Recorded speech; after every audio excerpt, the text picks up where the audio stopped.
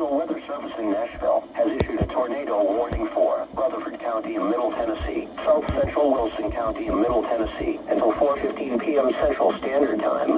At 3:34 p.m. Central Standard Time, National Weather Service Doppler radar indicated a severe thunderstorm capable of producing a tornado. This dangerous storm was located 15 miles south of Jonesville, or 16 miles southwest of Murfreesboro, and moving northeast at 50 miles per hour. Locations impacted include Murfreesboro and Walterville. Take cover now. Move to an interior room on the lowest floor of a sturdy building. Avoid windows. If in a mobile home, a vehicle, or outdoors, move to the closest substantial shelter and protect yourself from flying debris.